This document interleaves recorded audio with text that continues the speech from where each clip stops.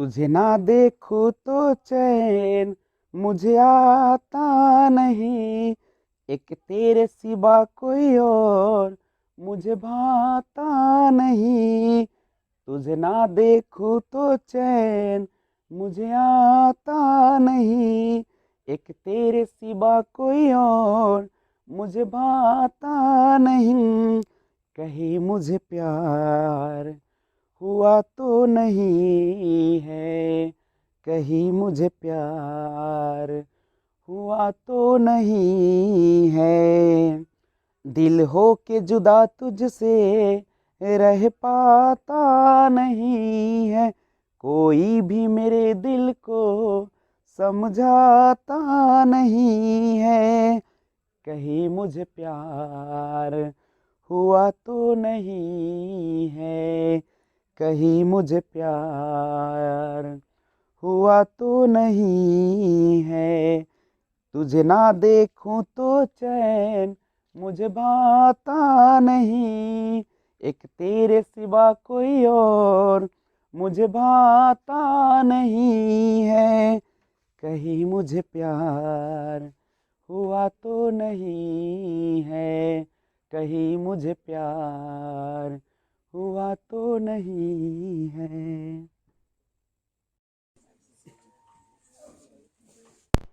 Hello friends, this is Vijay Raj Pushp and welcome to Learner Eyes by VRP. तो आइए आज हम लोग 12वीं कक्षा के जो बुक है वह देख सकते हैं आप, बुक दिगंत भाग 2 उसका आज हम लोग लेकर आए हैं और वह है आपका तुलसीदास द्वारा रचित पद का लेखक परिचय। तो देखिएगा, सबसे पहले मैं बता दूं कि हिंदी का बहुत सारे चैप्टर जैसे करवक हो गया, बातचीत हो गया, उसने कहा था, नहीं, संपूर्ण क्रांति, ये सारे वीडियो अपलोड कर दिए गए। तो आप जाकर आप केवल हेडिंग डालिएगा, जैसे बातचीत देखना है तो बातचीत डाल दीजिएगा, पार्ट 1 डाल दीजिएगा, लर्नराइज बाय वीआरपी कर दीजिएगा, तो आपको सारा वीडियो आना शुरू हो जाएगा।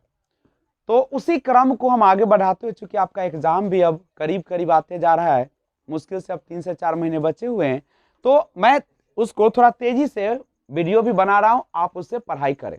ठीक है, तो स्टार्ट करते हैं। आज का पाठ है पद, जो कि रचित है तुलसीदास के द्वारा। आइए लेखक परिचय सबसे पहले जाने।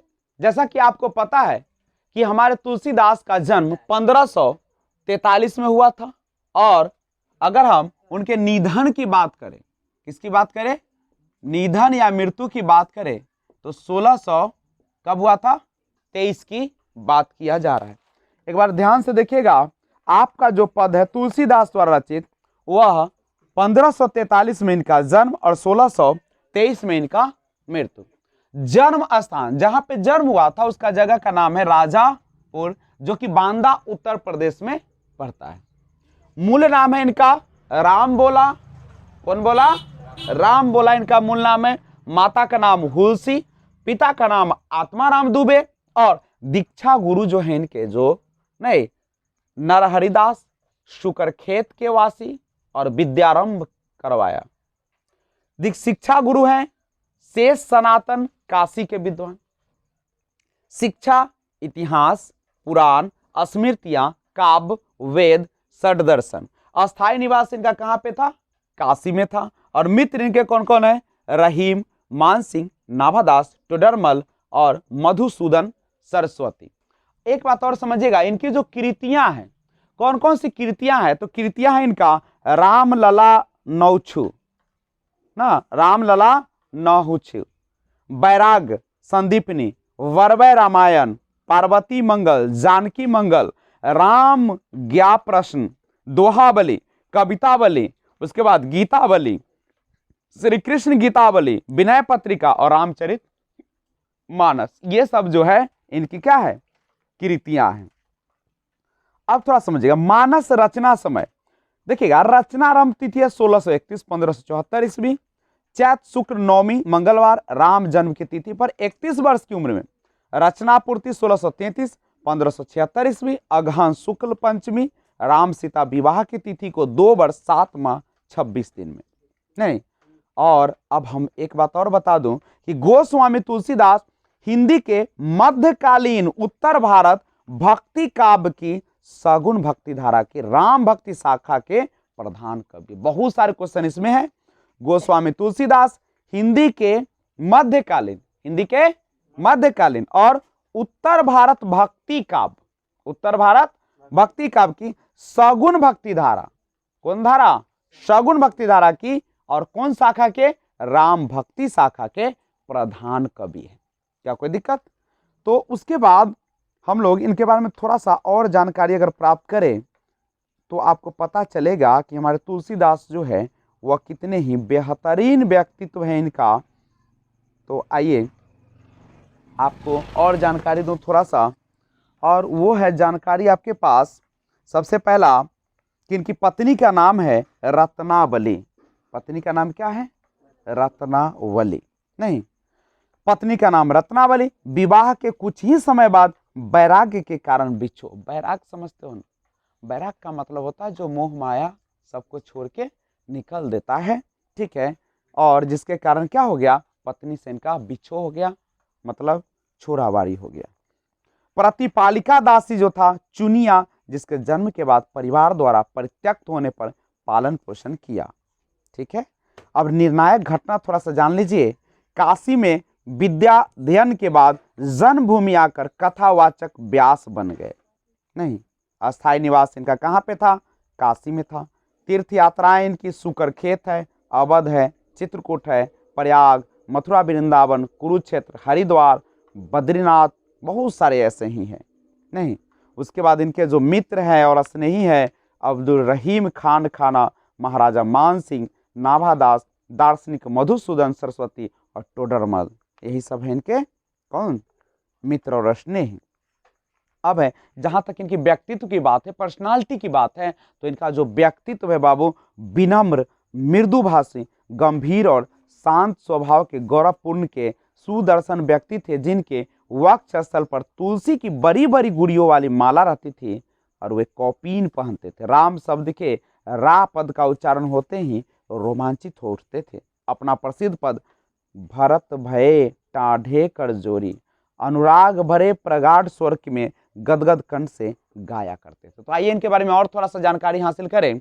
और इनका जो जानकारी है, गोस्वामी तुलसीदास जो है हिंदी के शीर्षस्थ जातीय महाकवि है, सार्वभौम काव्य प्रतिभा के संपन्न महाकवि। अपने अपने किताब को थोड़ा सा देखते रहिए आप लोग, तो ध्यान दीजिएगा।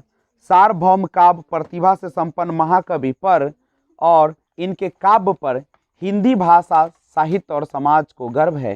हिंदी समाज और संस्कृति पर इनकी छाप गहरी और अमिट है। गोस्वामी तुलसीदास हिंदी के मध्यकालीन भक्ति काव्य की सगुण भक्ति धारा की राम भक्ति शाखा के प्रधान कवि। इस लाइन को आप अंडरलाइन कर सकते हैं, काफी इंपॉर्टेंट लाइन, एक बार फिर से सुन लीजिए। गोस्वामी तुलसीदास हिंदी के मध्यकालीन भक्ति काव्य की सगुण भक्ति धारा की राम भक्ति शाखा के प्रधान कवि है। और उनका महाकाव्य अंडरलाइन करिए, रामचरितमानस हिंदी की श्रेष्ठतम प्रबंधात्मक कृति है, जिसमें संपूर्ण परंपरा, युग, जीवन, समाज एवं संस्कृति की समन्वित संश्लिष्ट अभिव्यक्ति हुई है। राम कथा को लेकर लिखे गए काव्यों में आदि कवि वाल्मीकि की रामायण के बाद रामचरितमानस की सर्वाधिक सफल, लोकप्रिय एवं उत्कृष्ट कृति है।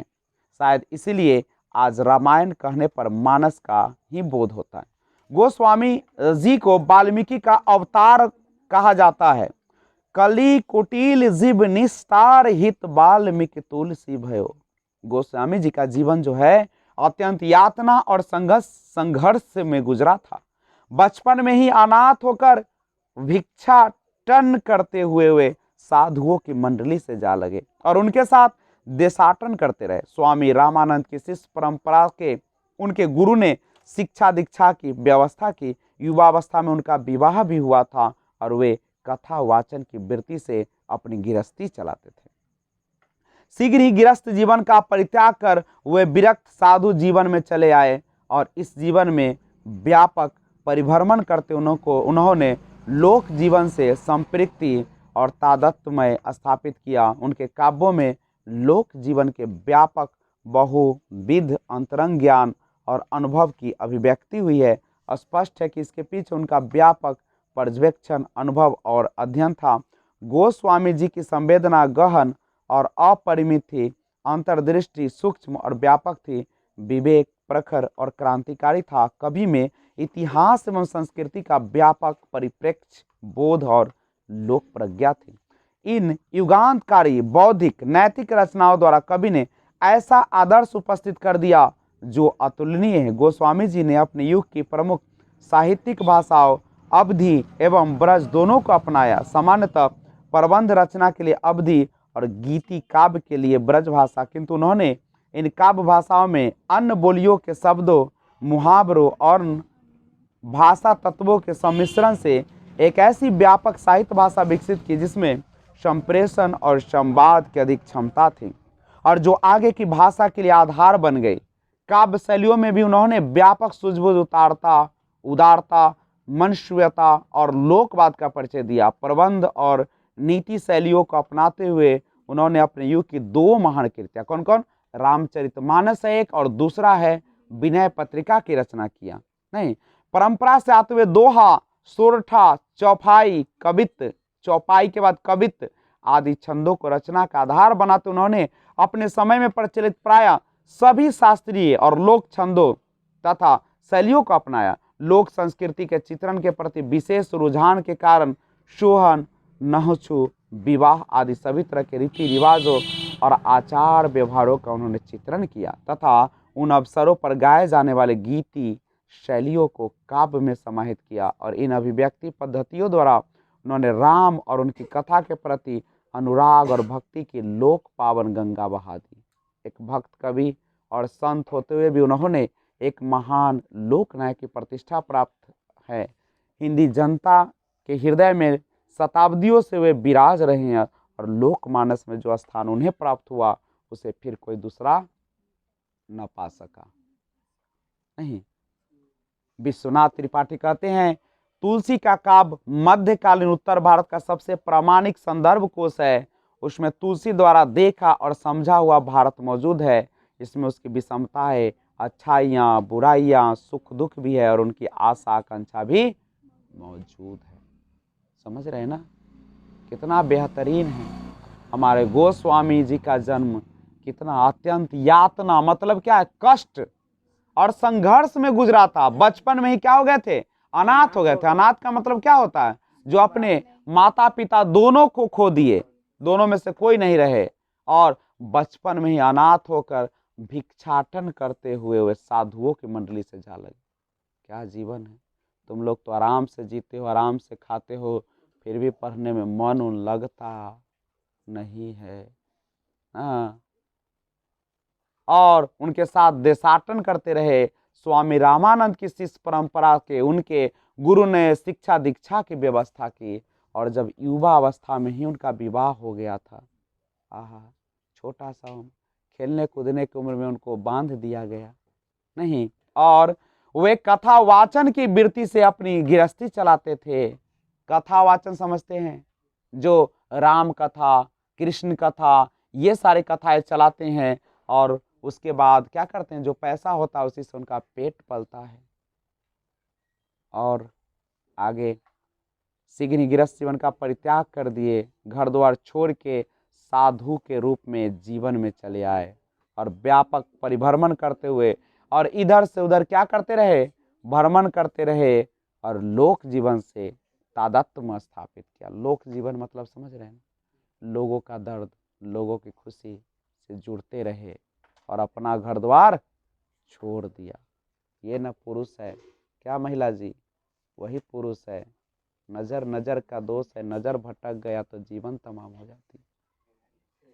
समझ रही है, बात समझा करो। हाँ, क्या कि आप तुलसीदास से सीख सकते हैं कि कैसा जीवन जीते थे हमारे तुलसीदास। तो ये चैप्टर बहुत ही इंपॉर्टेंट है और बहुत ही लाजवाब है।